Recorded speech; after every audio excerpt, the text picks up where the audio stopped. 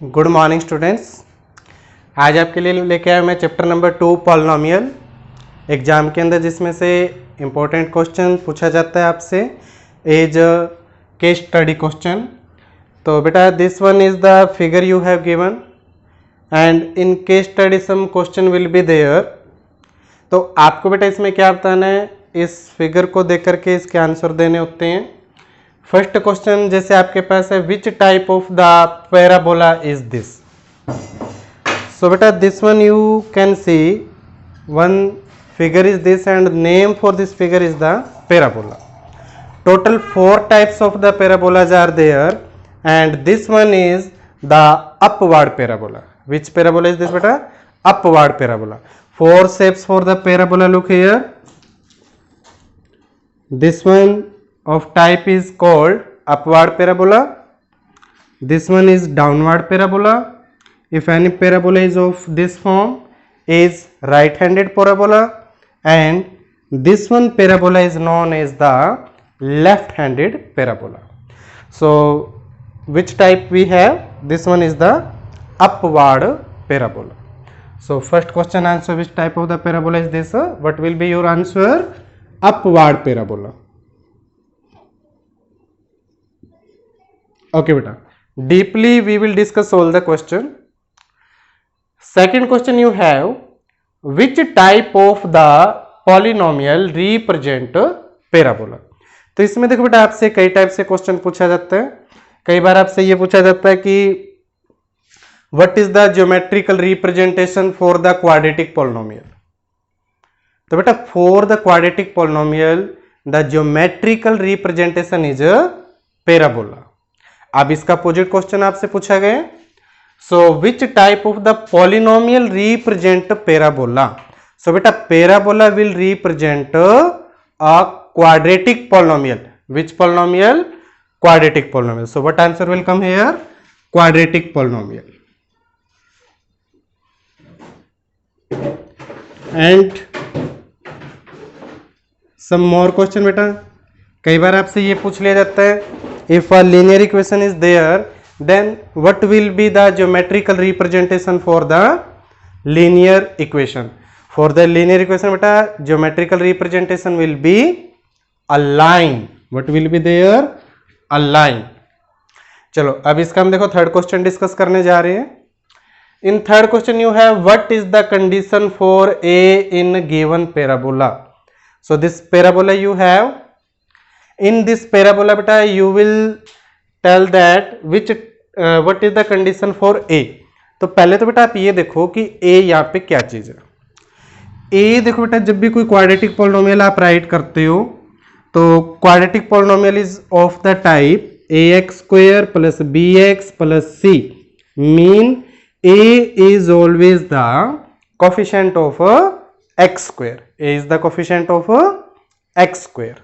So condition for the upward parabola is a should be greater than 0। what is the condition? a should be greater than 0। so this is the condition। तो देखो बेटा a is greater than 0 for which type of the parabola? so there are the two answer for this। for the upward parabola always a will be greater than 0 and for the right handed parabola also a will be greater than 0। तो a आपका greater than 0 कब होगा? अगर parabola आपका right handed है और या फिर पैराबोला आपका अपवार्ड है। तो a will be greater than 0, mean a value should be positive. If your parabola is downward and your parabola is left handed, on that case a always will be less than 0, mean a की वैल्यू जो होगी बेटा आपके पास negative होगी।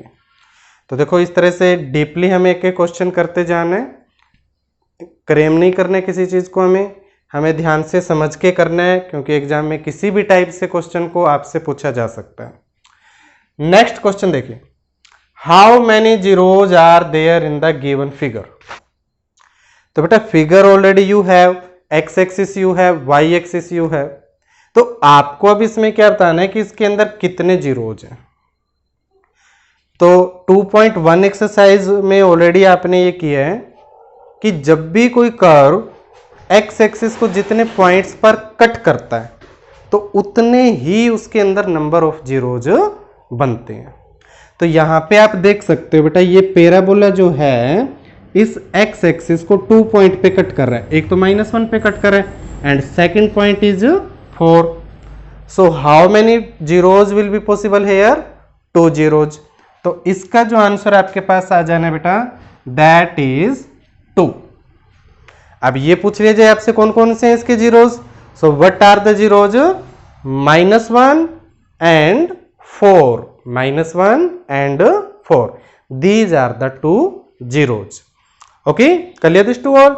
चलो next इसमें देखो बेटा, अब नंबर ऑफ जीरोज के बारे में और इसके लिए मैं आपको डीपली बताता हूं कि जैसे आपके पास ये पैराबोला है क्वाड्रेटिक पॉलिनोमियल के लिए जिसे हम यूज करते हैं, नंबर ऑफ जीरोज की जब बात आती है तो इसका प्रॉपर आंसर हमारे पास होता है बेटा, maximum number of zero can be 2। तो मैक्सिमम नंबर ऑफ जीरोज कितने बन सकते हैं इसके? 2 के इक्वल बन सकते हैं। अब क्या मतलब हुआ मैक्सिमम नंबर ऑफ जीरो? 2 का मतलब यहाँ पे इसका मतलब बेटा इसके नंबर ऑफ जीरोज पैराबोला के 1 भी हो सकता है, नंबर ऑफ जीरोज इसमें 2 भी हो सकता है, और नंबर ऑफ जीरोज इसके अंदर आपके पास 0 भी हो सकता है, मतलब 9 जीरो। किस किस कंडीशन में हो सकता है? देखो रफली मैं आपको इसके लिए बता रहा हूं ग्राफ बना करके इसका। Suppose you have the parabola of this type। तो यहां पे आप ये चीज चेक कर सकते हो बेटा कि पैराबोला जो आपका है यहां पे सिर्फ एक्स एक्सिस को टच कर रहा है, और टच करने का मतलब 1 पॉइंट। तो 1 पॉइंट पे टच कर रहा है तो यहां पर इसमें नंबर ऑफ जीरोज कितने बनेंगे आपके पास? 1 बनेंगे। तो किस टाइप का पॉलिनोमियल आपके पास? क्वाड्रेटिक पॉलिनोमियल है। तो क्वाड्रेटिक पॉलिनोमियल का जो प्रॉपर आंसर होता है नंबर ऑफ जीरोज के लिए, maximum number of zeros should be equal to 2। तो मैक्सिमम 2 होते हैं, तो मैक्सिमम 2 जैसे इस कंडीशन में आपके पास है। लेकिन इस टाइप का पैराबोला अगर आपके पास है तो बेटा यहाँ पे नंबर ऑफ जीरोज की बात अगर हम करेंगे तो इसका क्या बनेगा? 1 जीरो बनेगा। ओके, आप देखो बेटा 9 जीरो किस कंडीशन में होगा? ये तो आपका था 1 जीरो। एक और एग्जांपल लो जिसके अंदर आपके पास 9 जीरो आंसर आएगा। देखो this one is 1 more parabola. अब यहां पे बेटा आप देख सकते हो कि this parabola neither touch nor intersect the x axis. अब एक्स एक्सिस को ना तो ये टच कर रहा है ना इंटरसेक्ट कर रहा है। अगर टच करता तो 1 जीरो इज पॉसिबल, अगर इंटरसेक्ट करता तो 2 जीरोज आर पॉसिबल। अब यहां पे इसका मतलब क्या हुआ? देयर इज नो जीरो, तो ये इसका आंसर होगा। ओके, तो डीपली आपको मैंने इसका आंसर बताया, जैसे यहां पे 2 आएगा और क्यों आएगा। अब हम बढ़ते हैं इसके अगले क्वेश्चन की तरफ। What is the polynomial for given figure? अब आपसे ये जो फिगर दे रखा है क्वाड्रेटिक पॉलिनोमियल बनेगा, सबको पता है। अब कौन सा क्वाड्रेटिक पॉलिनोमियल बनेगा ये आंसर आपको बताना है। तो कैसे बताएंगे? तो देखो बेटा, you have the 2 zeros -1 and the 4। एक तो x की वैल्यू आपके पास कितनी है बेटा? -1 है, और सेकंड x की वैल्यू आपके पास कितनी है? 4 है। तो यहां पे देखो बेटा -1 को इस साइड में शिफ्ट करोगे तो x + 1 = 0 भी there, and if you will shift 4 in this side x - 4 = 0 भी देयर। तो जिसका क्या मतलब है कि x + 1 और x - 4 this both are the factor for that quadratic polynomial. तो अब इन दोनों फैक्टर से मिला के हम क्वाड्रेटिक पॉलिनोमियल बना सकते हैं। कैसे बना सकते हैं? देखो quadratic polynomial x + 1 and multiply x - 4. After multiplying, what you will get? x to x multiply x square, 1 to x multiply 1x, -4 to x multiply -4x. So 1x and -4x is -3x, and 4 1 ja 4, so -4. So x square -3x